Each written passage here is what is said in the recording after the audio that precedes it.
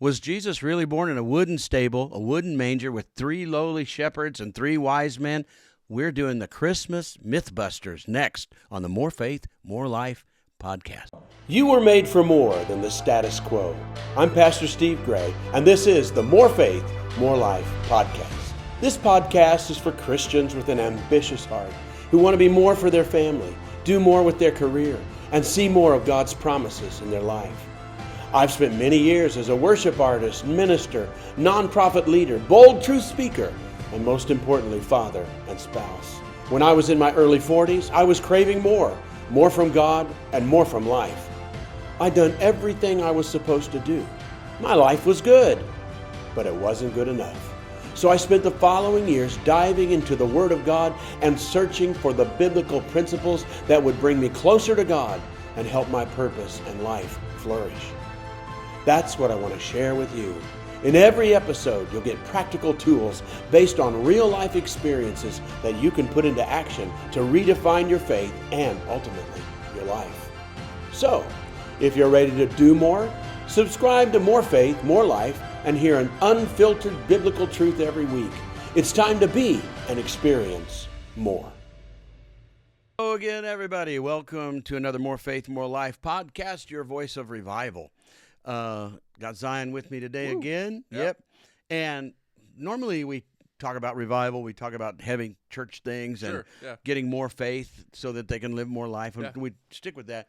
But because of when it is and where we are, and my watch is going off, and where we are, and the holiday time and Christmas is right here upon us. I thought we'd talk Christmas. Sure. Sounds fun. But for me, even, when I do More Faith, More Life, I try to clarify more our roots, not necessarily traditional Christianity that is off sometimes, but more in context to what did they believe in the first century? What did they mean? And when Jesus said something to a Jewish audience, what did the Jewish audience think? Sure. Not what do I think in my middle America mind. 2,000 years later. Yeah.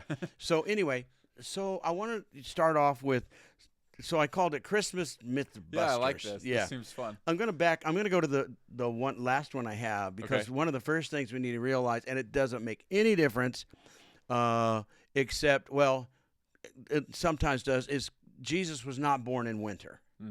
Now that's okay, but there's a lot of Christmas songs that have him born in winter. Yeah. But it doesn't fit, because they had him traveling to, they had to go and pay tax, and they had to do the census and all that stuff. Well, they set it up to travel when it was warmer. They didn't go in the blizzard of winter. Yeah. Like here, we're right in December. Oh, yeah. We've already had snow here, and there's nice. snow in other parts of the country, I think even now, I guess. Okay, but does that matter? Not really. But what has happened in... While I'm doing Mythbusters today, what has happened is we know that Jesus is God, born in a manger, and Emmanuel, God is with us, is the theme of it. Yeah. But the writers, particularly Matthew, I think, and Luke too, the writers that telling the story of the birth of Jesus are saying God's here, but they're trying to humanize them, not dehumanize them.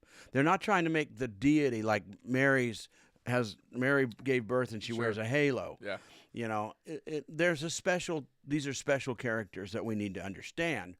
But the writers were not trying to say these are all divine people and Jesus is born among divine people or special and everything like that, and God is orchestrating this on purpose like that. It's what they wanted to do was say God is with us.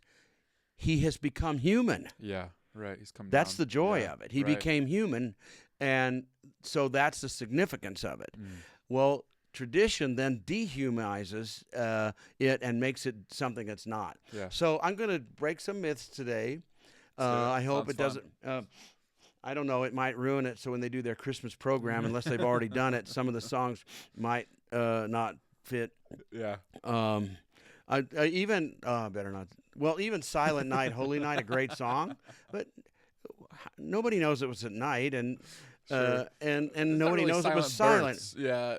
I mean, they even have the cattle being silent. Yeah. Right? No moves, nothing. Nothing. Yeah, just no baby. He wakes. Oh, really? They never woke him up? I don't know. What, he must have slept a lot. Oh my gosh. Because nobody would wake him up. Yeah, he was such a great sleeper. That he never cried. Yeah. No crying he makes.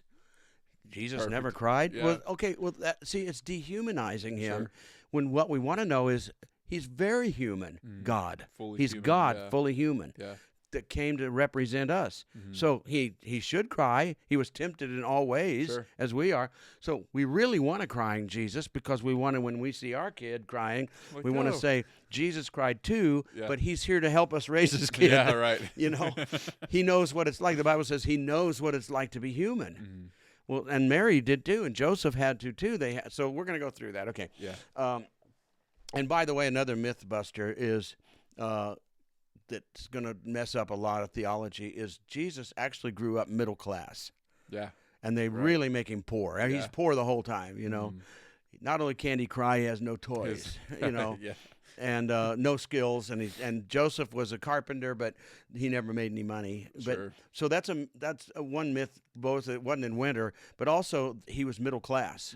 He wouldn't be upper class, but he wasn't lower class either growing up. And his brothers and sisters are half brothers and sisters, we can just say it.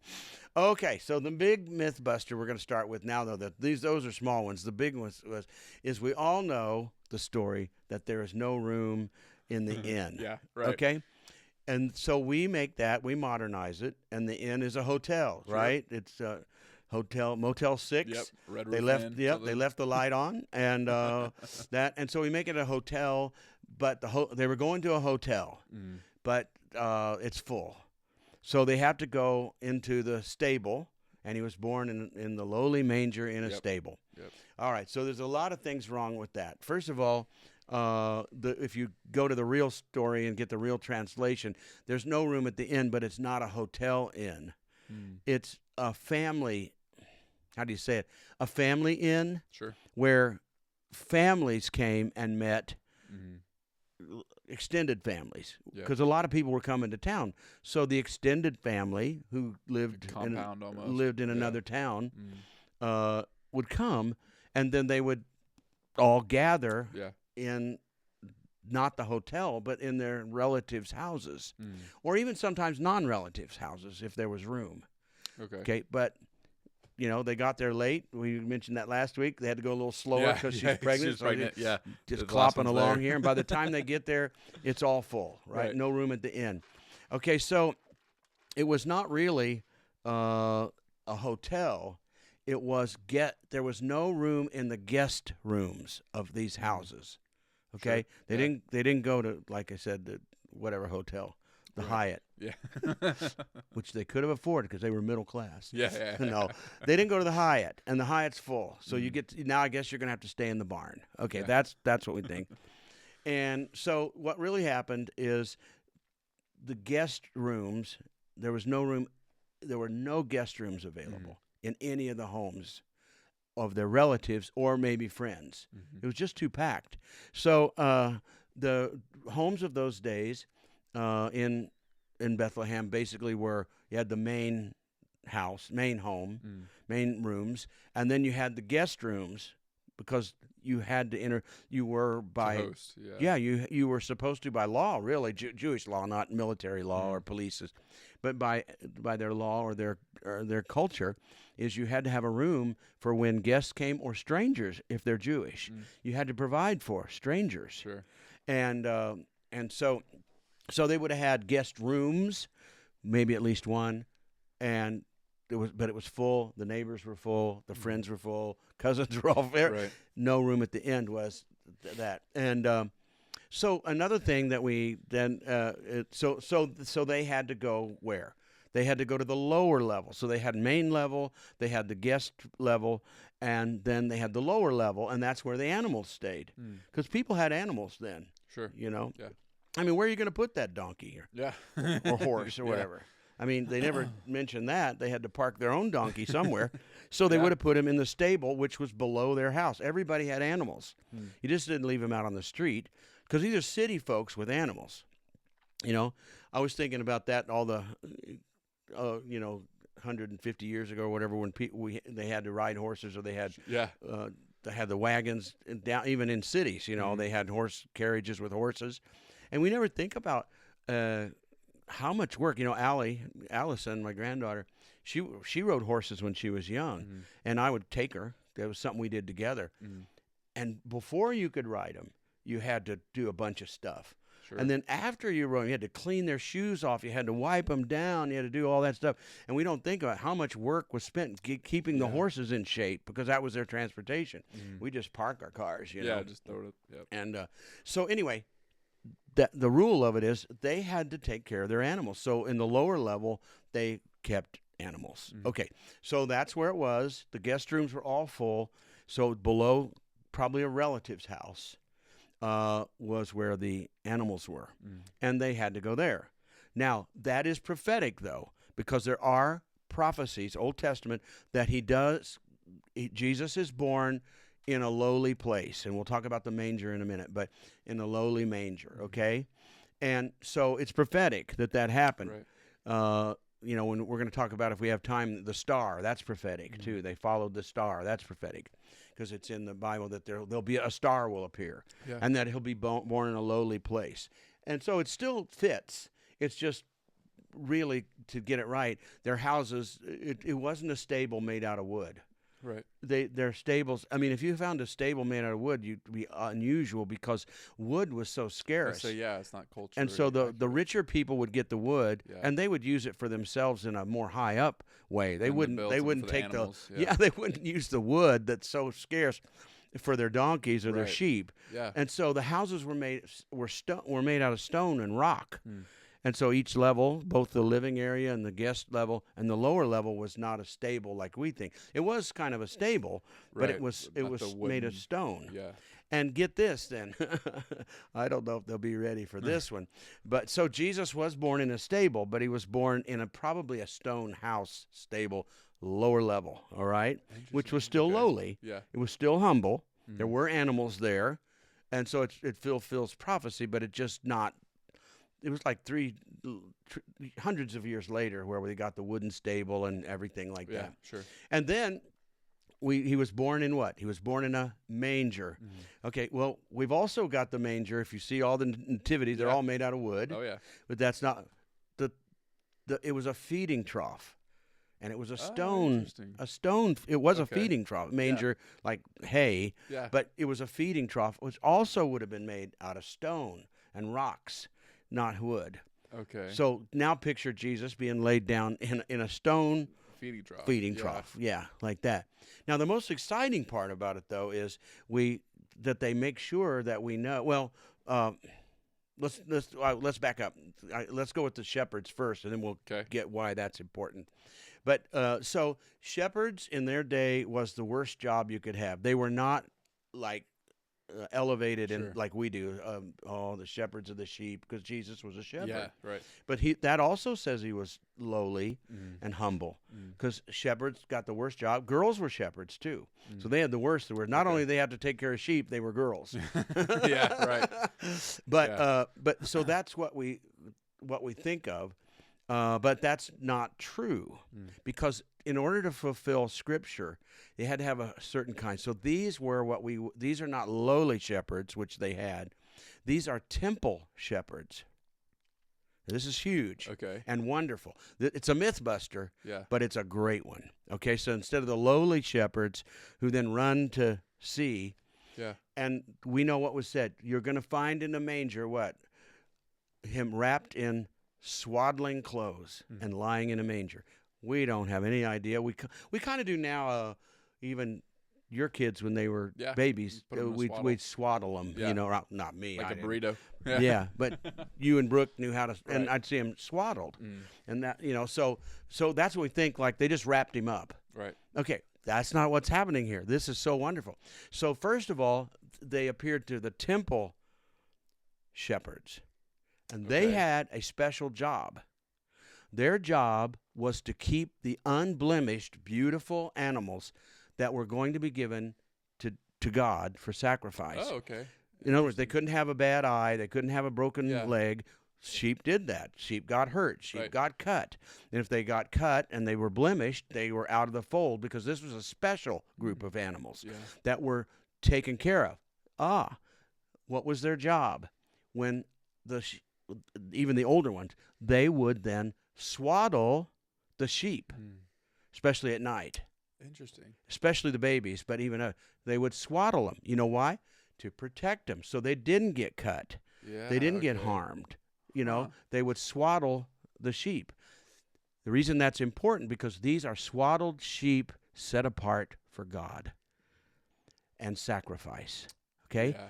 Wow. The sheep that were swaddled were the special sheep meant to sacrifice, to be sacrificed for the sins of the Jews at that time in the temple. Right. And So the angel says what? Imagery or whatever. Yeah. Yeah. Wow. He says, you guys go, because you understand the term, you're going to find this babe wrapped in swaddling clothes and lying in a manger. And they go, when they're swaddled, that means they're set apart. They're marked for for God for sacrifice. Then there's the Messiah, and he's going to be sacrificed for the sins of the world.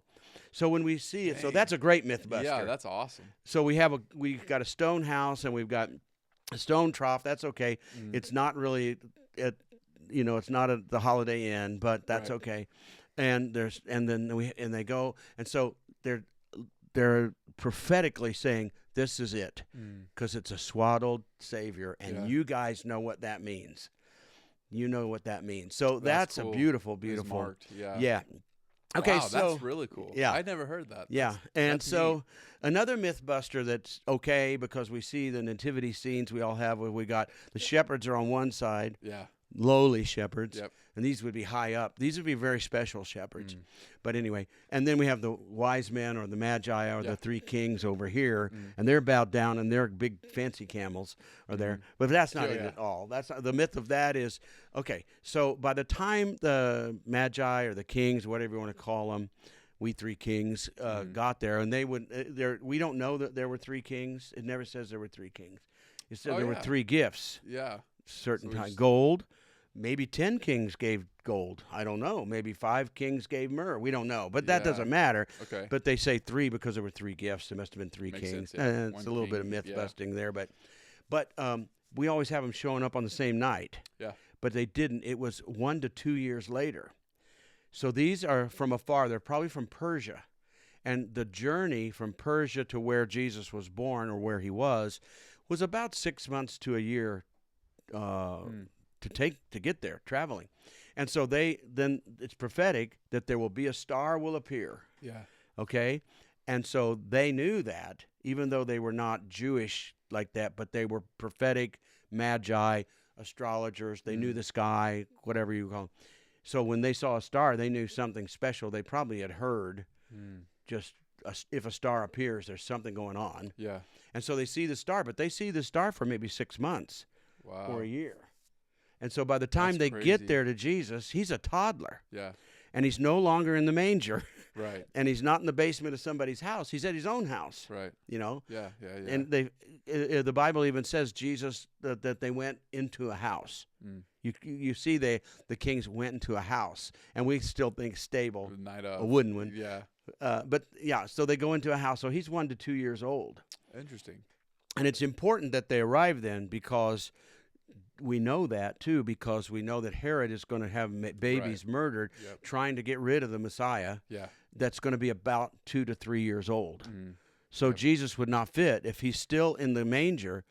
He would not fit the threat. Yeah. But in stories, we've got the baby in the manger and then people screaming to save their kids and run around and because the babies are being killed while he's still in the manger, so it doesn't fit at all. Huh. So he's already 2, 3, whatever years old. Then it fits the threat. Right. Now he's got to get out of town. He's got to go, and they're going to go to Egypt.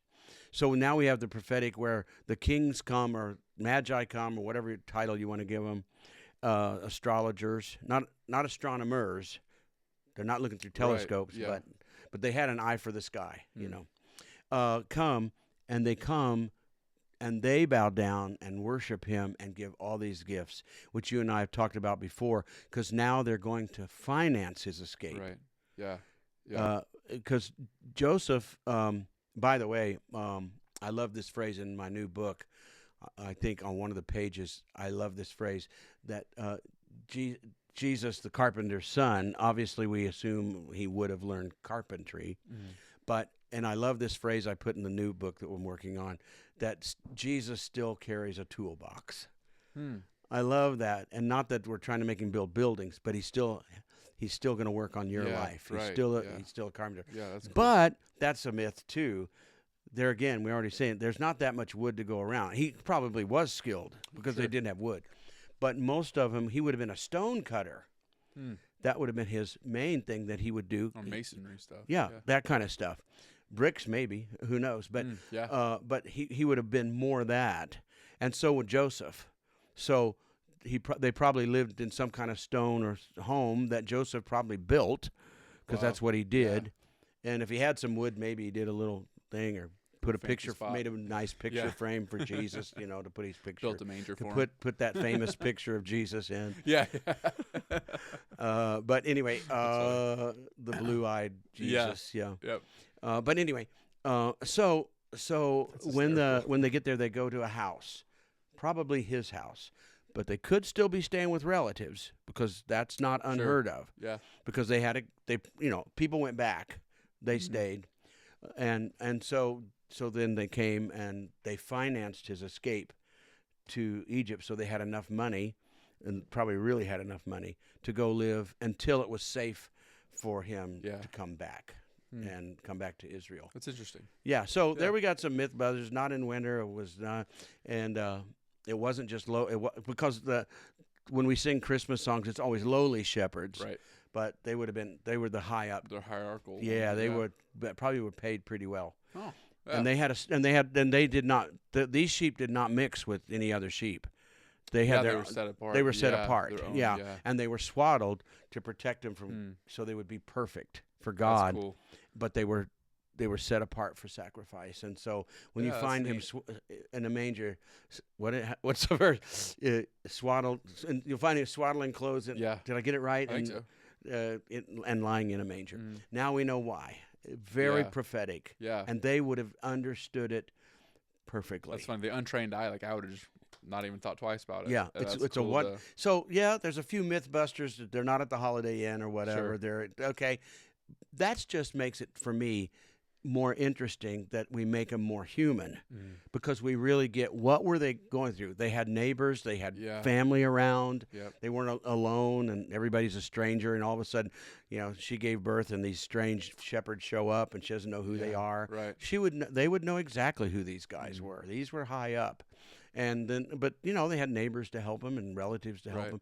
So the true story says we want to show you that God has come down in humanity. So we want to make this story as real to humanity. If we take it out and make it so traditional that there's wood and there's wise men are there while the shepherds are all, it's okay. Yeah. Doesn't matter. Right.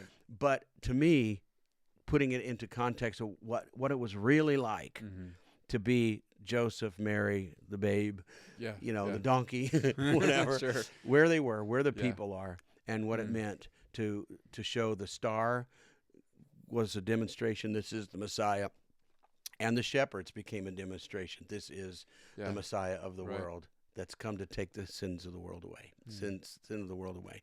Yeah. So that's not too bad, right? Not too bad, Mythbusters. Some good myth busting. Yeah, maybe a few more, but some are important, some are not.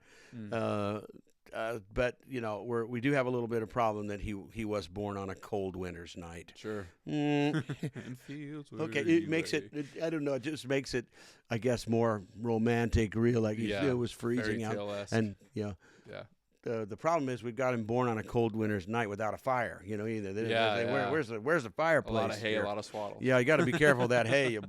So it was not that cold, but that's beside the point. Yep. So anyway, a little bit of fun and a little bit of anointing to understand how prophetic God coming to earth as a human to take the sin of the world away. I hope that helps you. Go to Steve Gray Ministries and subscribe, tell your friends about it, and like and all that kind of stuff. And if you like things like this, the books that I write have Mythbusters, usually not about Christmas, but Mythbusters in religion, of things we thought were true, scriptures we thought we understood, and it examines it from context and content, and then we apply it after that. So I hope you have a Merry Christmas. Hope it's great, wonderful, and now you have something to talk about around the Christmas table. Dinner table, yeah. You can become a myth buster, and go overthrow the could be nativity dangerous. scene. Could be dangerous, but it could be fun too. So I'll leave that up to you till next time. Bye bye.